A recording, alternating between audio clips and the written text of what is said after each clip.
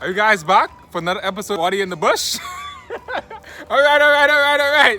Welcome to another episode of Tuesdays with Audi, and I am your host, Audi.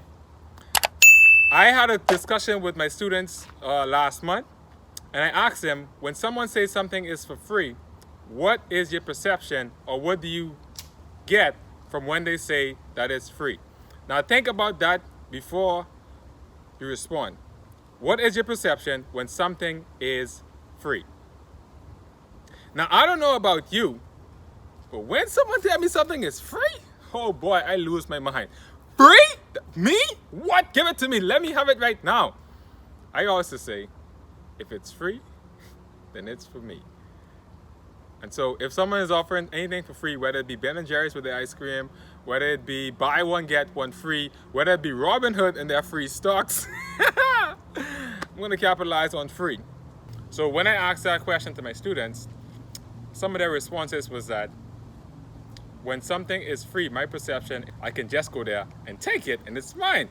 Like, okay. Another one said, there is no money involved when things are for free. And then someone said this and they just like completely took me out of my entire comfort zone. They said that when something is free, that means that there are no strings attached. And I was like, whoa, that's crazy. So today's topic is about free. Now, if you like me, and I think everybody else can agree, that whenever something is offered for free, we automatically feel and are drawn towards items that tend to be free, especially if it's in a place that is socially accepted. Now, if we were walking down the road and someone just came up to you and said, hey, have a free $5, you would assume that something is tied to this particular transaction.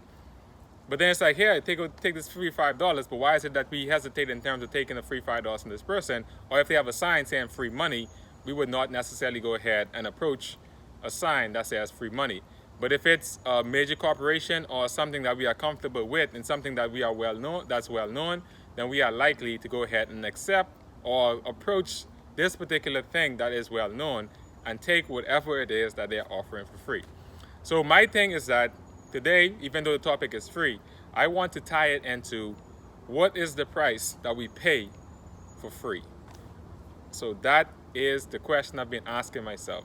All these years I've been saying that if it's free, it's for me, and free is my middle name.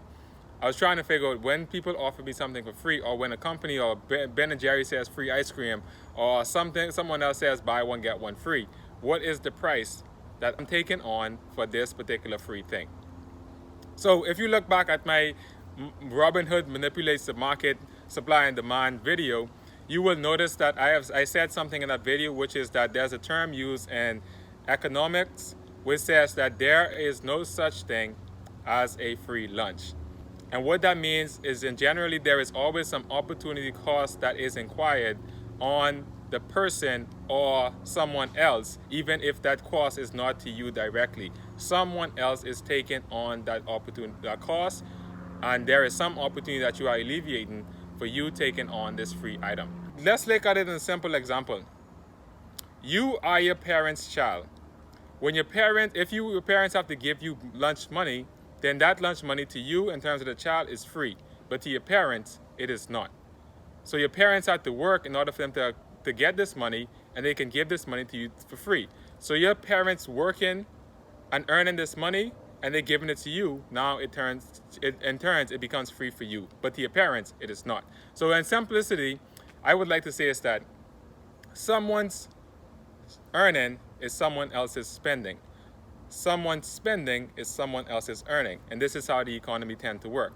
You go to work, you exchange your time for money, and then you earn a paycheck. But when you go ahead and purchase your basic needs, you spend the money that you just earned. Now it becomes someone else's earning. So your spending becomes someone else's earning. I know this is a simplicity in terms of what it is that the economy is, but this is how the economy works. Your spending is someone else's earning is someone else's spending. Pretty much that's just how it works. If you haven't thought about it, that's the simplicity in which I can think about in terms of how the economy works. Because if something is free to you, that means that someone else is acquiring a cost, then how is it that we have access to so much free products, whether it's our Snapchat account, our Instagram account, our Facebook, our Twitter, our Gmails, YouTube, etc. All of these things we didn't necessarily have to pay any money for, and they were considered as free. But in exchange, we are paying for it in some way, because these companies, they work on profits and making their bottom lines. So what is it that us, in terms of the consumers, are paying in regards to getting these free products? So I started to ask myself, what is it that I'm giving up when I accept these buy one get one free offer? When the store says they have 75% off, I'm like, oh, that's free money, yay, free money, I can get this. But then, what is it that we are exchanging for all of this free? What is it? So when I ask my students, if we are not paying for these things in terms of strings attached or money, and if we can just take these things, then if the person on the other hand has some form of bottom line to meet, how is it that we, in terms of the consumers, are paying for those things? And someone said, with your attention. And I was like, whoa. They said time. And I was like, whoa. And I was like, and someone else said something else. They said, you know, with our data. And I was like, oh my God. I think if you all notice, then which one is more important? Is it that the money is more important, or is it that your time and your attention and your data is more important? And I said, okay, let's not think about all of those things. Is it that your money is more important, or is it that your time is more important? And one of them was like, time, automatically. And I was like, why? They said, well, because time is limited, and once it's gone, you can't get it back. But money, if you lose it, you can get it back. And I was like, so, if that's the case, how did we get sold into this aspect of exchanging our time for money?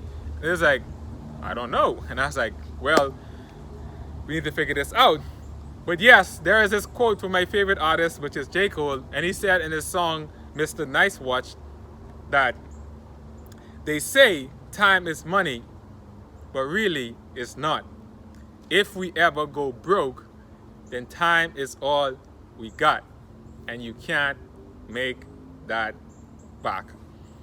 And that line changed my entire view in terms of time and money. But you know, I still like free stuff, so I don't know how they're gonna change it, but I still like free stuff. But the thing is that when you get something for free, your opportunity cost for the no free lunch attachment is that you are paying for it in terms of time. Let's just say you went into the store and you knew that you were going to go buy this particular product. And then you go and get it. When you find your product, you find a store that says it's a buy one, get one free. The opportunity is there for you to get what it is you came for, in addition to getting another item. But now, do you want two of the same things? Or are you going to try to find something else that you feel as though you're going to want in that same particular product?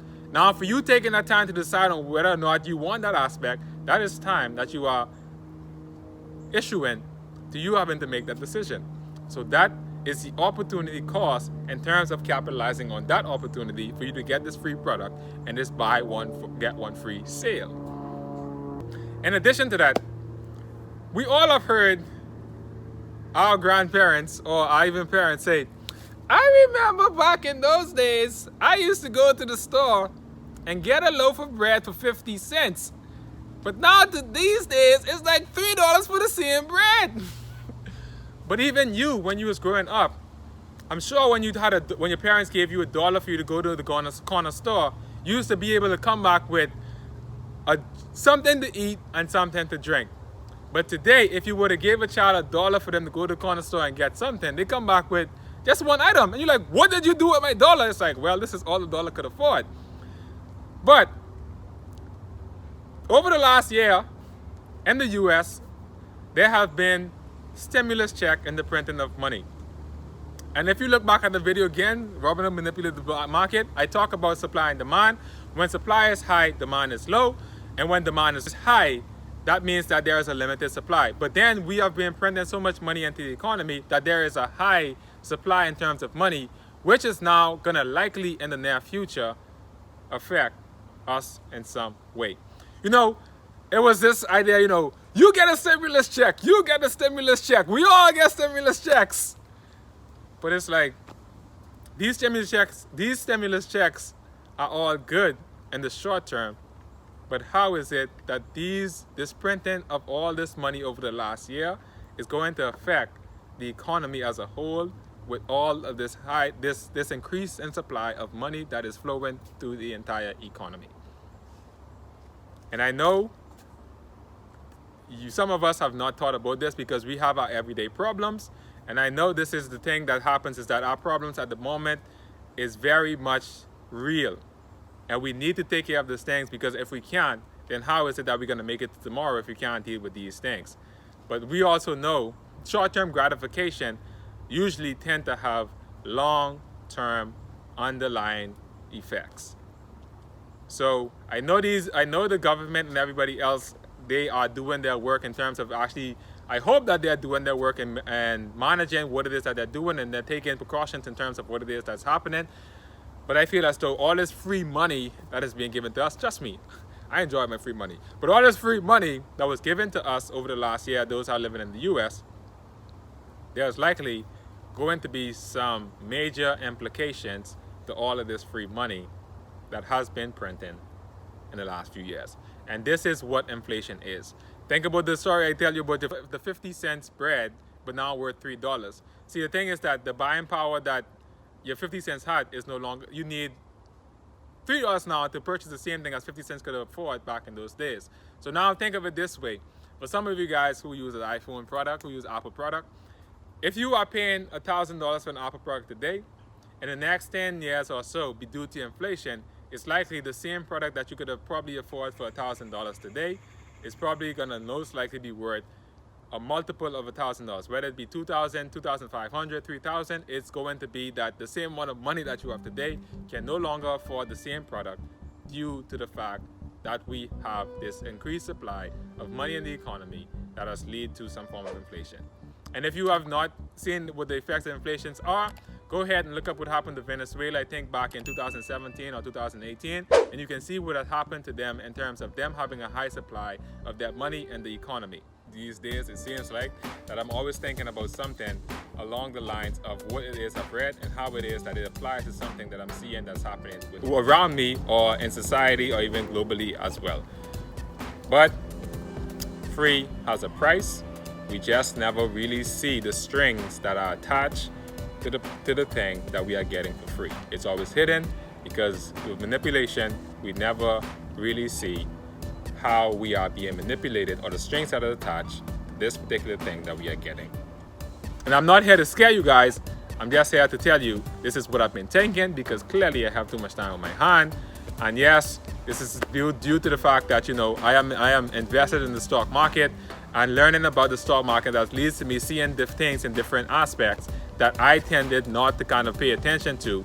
And every time I heard those stories from my parents or even the grandparents in terms of how things used to be so much cheaper back in their days, the thing I would always say is that, y'all didn't get paid as much. It's like, yeah, if you really look at it, earnings have not really kept up with the times, and your dollar amount that you have today didn't necessarily increase as much as the dollar value of products that we consume on a daily basis. So guys, I think I said enough. I think I said too much, but free. If it's free, it's for me, but I'm gonna take the precautions to make sure that in the next few years that the dollar value the dollar that I have today is potentially staying up with the inflationary value of what it should be worth within the next 10 years or so. So with that said, educate yourself, as I said, stay smart, stay up to date. But if it's free, it's for me. And here it goes. I'm giving you something that's coming from me for free to you, but therefore you know that you're gonna have to pay for it in some form. So it's not technically free. So with that said, peace, love, and enjoyment. Deuces, I'm Audi. Until next week, see you guys for another episode. Hit the like button, subscribe. Out.